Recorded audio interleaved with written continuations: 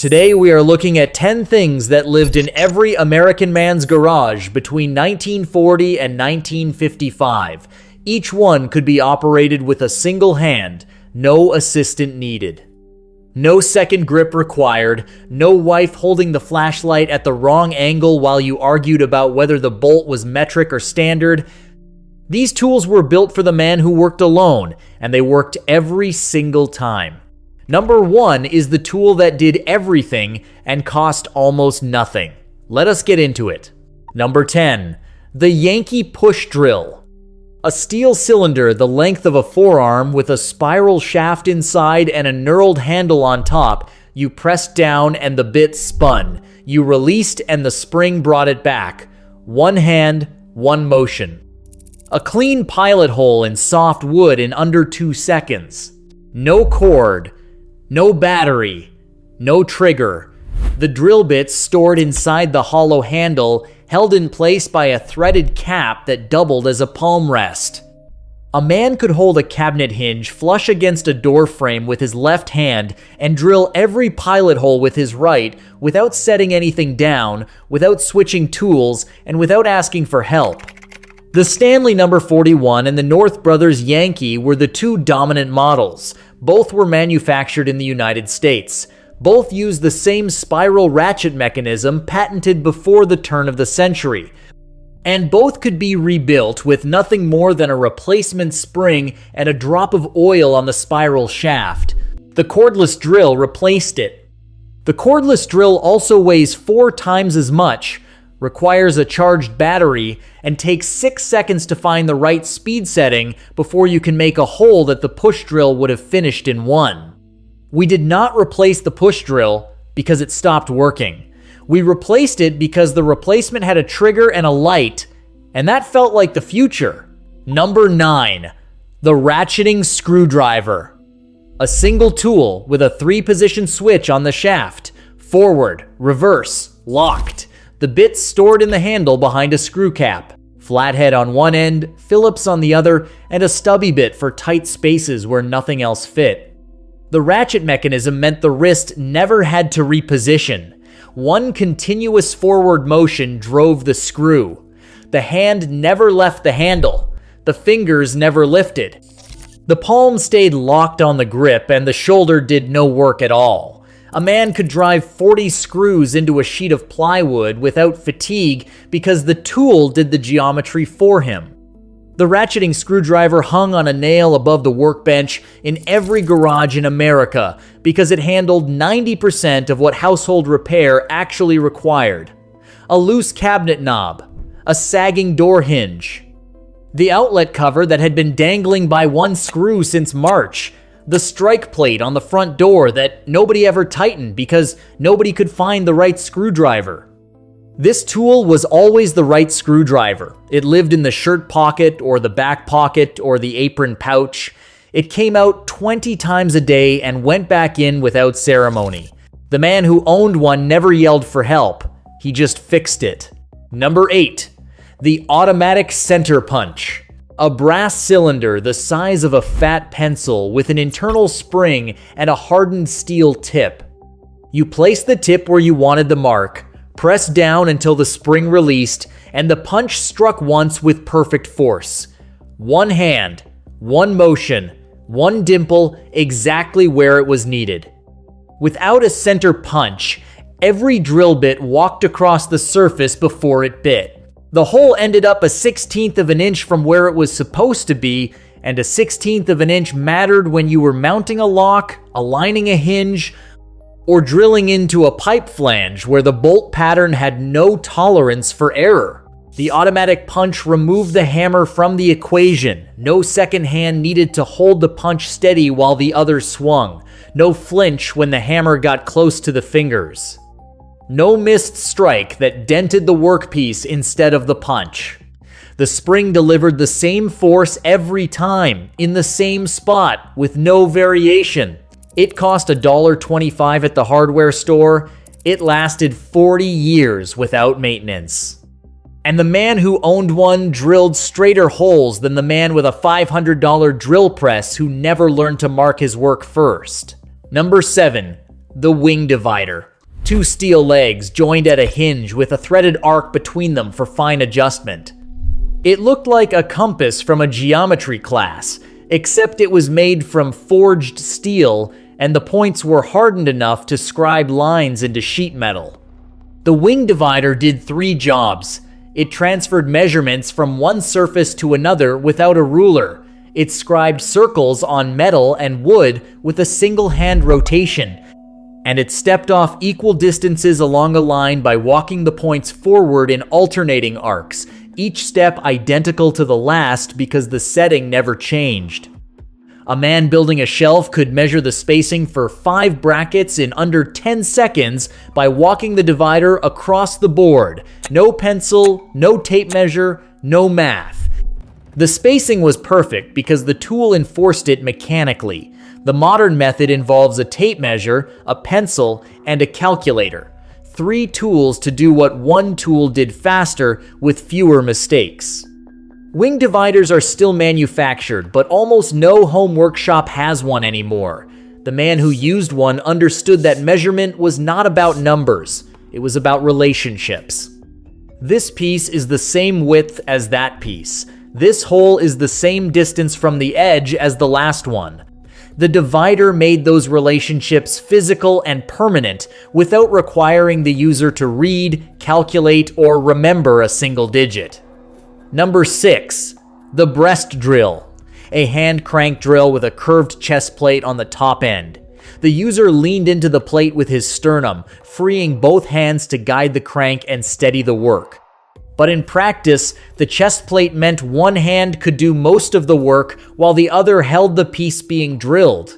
The breast drill produced more torque than the egg beater style hand drill because the user's body weight pressed the bit into the material. It could bore through hardwood, soft steel, and cast iron with the right bit. A 1/4-inch hole through an oak plank took about 15 seconds of steady cranking. The same hole took the hand drill 45 seconds and a sore forearm. It was the tool of choice for any job where electricity was not available, which in rural America in 1944 meant most jobs. The REA had not reached every farmhouse. The garage had no outlet. The barn had no wiring. And the work still had to get done. The breast drill disappeared not because it failed, but because the grid arrived. Once the wall outlet showed up, the electric drill took over, and the breast drill went to the bottom shelf where it collected dust until the estate sale priced it at 50 cents. Number 5, the hand seamer. A pair of flat-jawed pliers with wide, smooth faces angled at 90 degrees to the handles.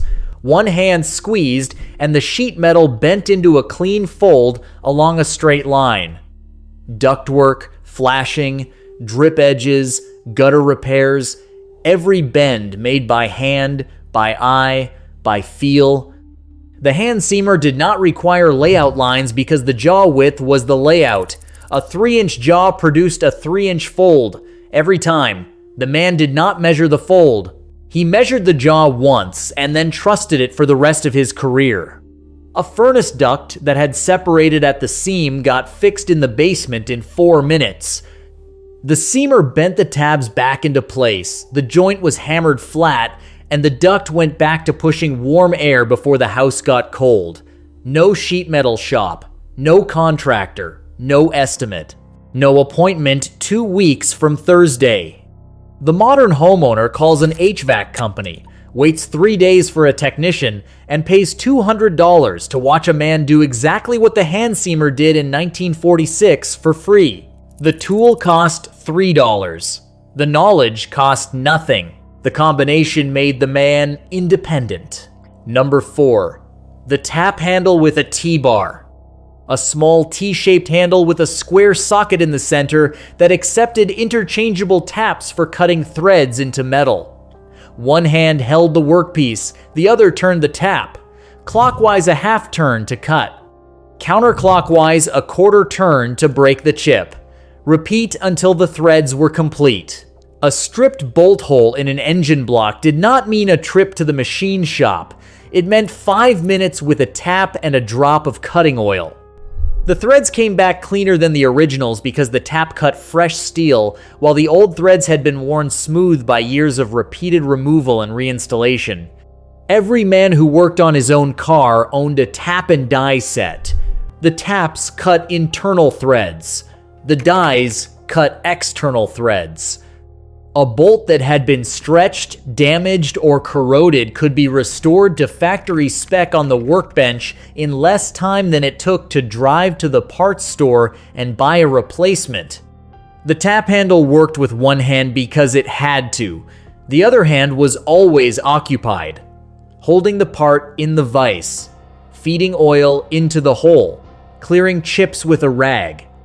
The man who could thread a hole single-handed was the man who could fix anything alone in his garage at midnight when the parts stores were closed and the neighbors were asleep. Number 3. The scratch-all. A hardened steel spike set into a wooden bulb handle. 4 inches of pointed steel that marked, scribed, scored, punched, pried, picked, aligned, and started screws in every material from pine to mild steel. It marked cut lines on lumber faster than a pencil because the scribed line did not rub off. It started screw holes in softwood without a drill because the point displaced the fibers instead of cutting them. It aligned hinge plates by slipping through the screw hole and into the pilot hole beneath. It picked old glazing putty out of window frames.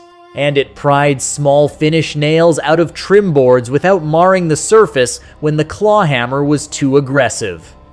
1 tool, 10 uses, 1 hand, no setup. The scratch-all lived in the apron pocket next to the pencil and came out more often. It was the first tool a boy was given and the last tool a man put down. It had no moving parts, no maintenance schedule, and no replacement cost because the steel outlasted the man. Number 2, the Stanley number 99 utility knife. A folding steel body with a retractable blade that locked in 3 positions: closed, half open for scoring, and full open for cutting.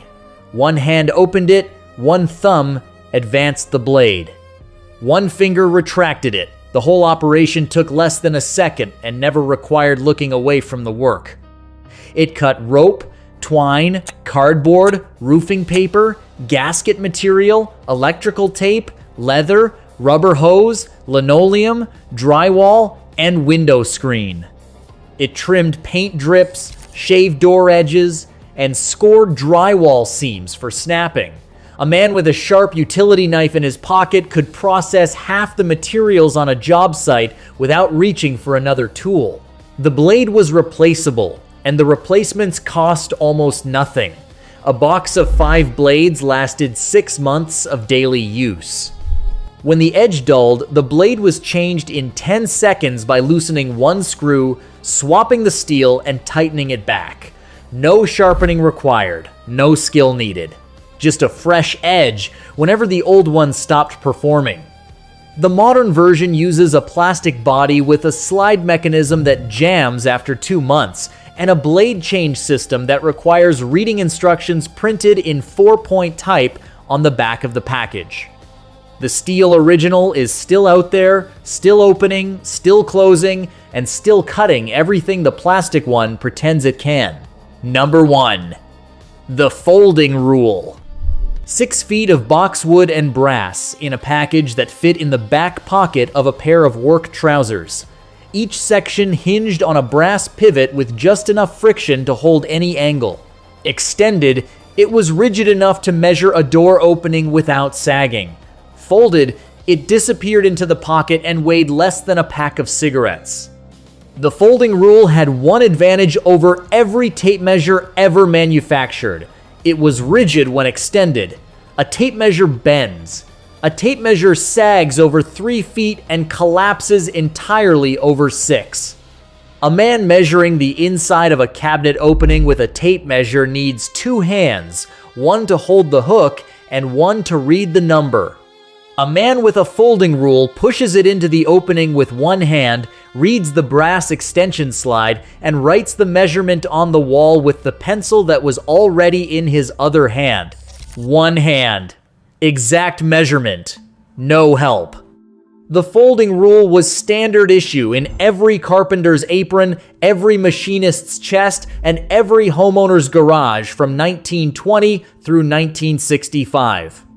The spring-loaded tape measure replaced it because the tape was faster on long runs and easier to clip to a belt. But the tape sacrificed rigidity for convenience, and rigidity was the one thing that made inside measurements accurate. 10 tools. Every one of them operated with a single hand. Every one of them cost less than a day's wages, and every one of them turned a man working alone into a man who did not need anyone else. We replaced them with tools that need charging, calibrating, programming, and 2 hands to operate. The old tools asked for 1 hand and a little bit of knowledge.